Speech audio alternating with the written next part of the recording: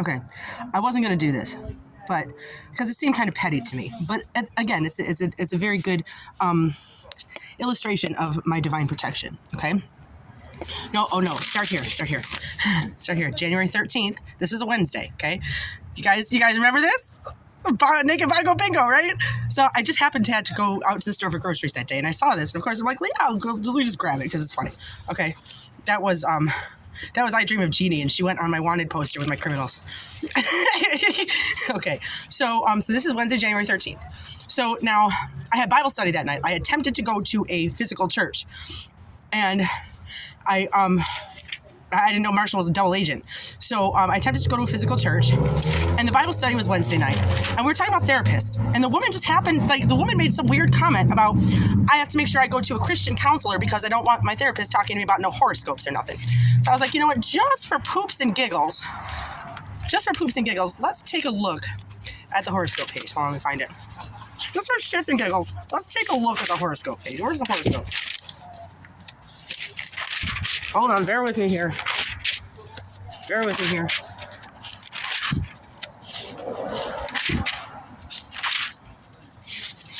Hold on. Hold on. No, when I'm actually making a video, I should have had to do all this ready. Okay. So here's the horoscopes, okay? So I'm looking down, oh yeah. So here's the horoscopes. By the way, I've been praying for Snoop's family. Okay, because this article, I'm praying for you guys. I love you. Okay. Okay, so Cancer, Monday starts probably with romance. Okay, midweek, Wednesday, a fire sign, Libra, at a local gathering has an easy solution to nagging health problems. Now, I had said something I had posted something on some site. Oh, where did that other thing go? What the fuck? It just... The water thing blew away. Anyway, I had mentioned something to Marshall about how I posted something in some video about how I was going to quit smoking to kiss him because he doesn't smoke. Okay, so that I was like, what really? Oh, look, cash flows from selling your household items, more value than you may think. Really? Okay, hold on. A local gathering, meet at a local gathering. Oh, okay. Well, just to hold on. Where's the crossword puzzle? Hold on. You wouldn't believe this stuff if I didn't point it out. What is the crossword puzzle? Because they were, regardless. The crossword puzzle says go to a local gathering, which is the fucking church, and mentions Madonna song, the song Cherish, that they were playing at the hotel when I was there for the weekend. Oh yeah, look. So, let's see. So it just happens to say, what was it? This fucking, which one? Look, 88 local groups. Oh, of course, that's the church. So I looked and I'm like, oh my God, you guys, fuck that. I am not going to Bible study tonight. That is a setup. So I didn't go to Bible study. Okay, that's January 13th. Okay, 14th.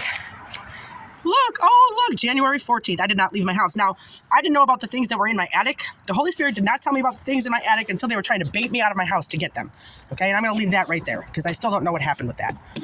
Okay, so here comes the fucking Kenmore. Okay, they leave this on my door. Okay, mind you, they shut my electricity off in June. Okay, and I didn't turn it back on because I knew that there were video cameras in my home recording every fucking thing I did because they go online, and my friends on Facebook were making fun of the clothes I was wearing, making fun of conversations. I found conversations that I was having with my kids on Instagram. Okay, people it's satanic ritual abuse. It's a form of psychological warfare. It's mocking in your face, and they do it blatantly, very openly. Okay, so my basement flooded immediately, and I had mold growing on all of my walls because I had no electricity, but I had to boil my bath water on the stove, and when it got cold, I started getting mold on my walls. Okay. So here's this. So they put this on the door first, okay? Now, what time it doesn't say what time. Does it say what time they came? Either way, they didn't even knock on the door or attempt to get in. They just put this on the door, okay? Mind you, I know that there are things locked in my attic, okay? So I locked the door and I told the kids that I set it for the cats so that the cats wouldn't get in there because I didn't want the cats getting in there, okay? After I had gone through the basement or the attic and tore apart the fucking the thermal insulation that was in there. It was really disgusting, and I didn't want the cats getting sick. Okay, I didn't care about me. Just don't get my cats sick. And obviously they knew that. They said the cats. The ops got online. They're like, the cats got there before I did. Okay, but so mind you, I know there's something in my attic. So they put this on the door. Okay, and about 15 minutes later. Okay, hold on. You got. There's two foreign guys. Okay, they're just there. They're telling me that they're at the door, and then some white dude shows up at the same time. And now here's now in the meantime, there's a van parked over here that literally says locksmith. Okay. Now I answer the door. These guys are like, listen, we thought this house was abandoned. Okay. We thought it was abandoned. They were selling it. And this guy, I don't know what the hell he's there for, but he's taking pictures or he's on his phone or whatever. And so I'm telling these foreign guys, I'm like, listen, my house was sold illegally. Okay, there's a real estate scam in New York that they're investigating. My house was sold illegally. My name was forged on paperwork. They're trying to hurt me. People are trying to kill me. I'm evading abduction, and it has to do with this house. And of course, they're like, well, why don't you call the police? And of course, at that point, I tell them, the police are my enemy. Okay? I've called the police several of times, and they do absolutely nothing. But the people in the neighborhood sit there and watch you talk to the police. And that's what happened when I called PATH. They called the police to the house, even though their website says we don't call the police. They called the police to the house, so the entire neighborhood could see that the police were fucking talking to me. And then you get harassed and fucking, but I lived through that. Anyway, so I say the police are my enemies, but I'm going off, okay? Now, when I say the police are my enemies, all of a sudden, here comes the cop car. Okay? Here comes the police. I get in the house. I said, the police are my enemy. They're not safe for me. I get in the house. I shut the door. Okay? The cop comes up and says, hello, what's going on here? What's the matter? White dude over here. Oh, this is just some girl. She's just, she's going off about people are trying to traffic her. Okay? Guess what? Dog.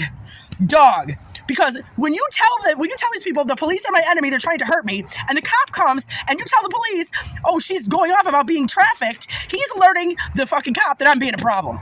This dude is a fucking dog, okay? And then the cop is here. Next thing I know, a car now the locksmith is facing this way on the other side of the street. Next thing I know, another car comes facing this direction. This guy jumps out of the car and runs and talks to this dude. Okay? And of course, this dissipates, and then Spirit is laughing. This dude that came with a car and parked on my side in the direction and immediately got out and fucking started talking to this guy. This is the fucking hitman's bodyguard. This Holy Spirit was laughing. They're like, that's the hitman's bodyguard. That's how fucking diesel my protection is. And so, because they didn't get me then the next day they come to the house and say, I have 24 hours. My home is uninhabitable. Now, they don't know my home is uninhabitable because nobody's ever seen the inside of it. Oh, yes, they have. When they entered my house illegally when I'm not home because Kunji had a key, they just want to say, how do you know? All the fucking screens in my house are outside on the driveway, but no, how can you prove somebody tried to break into your house? Well, Kunji didn't need to break into my house because she had a key. So there were other people that were entering my house, and I'm sure the video camera saw them. So, anyway...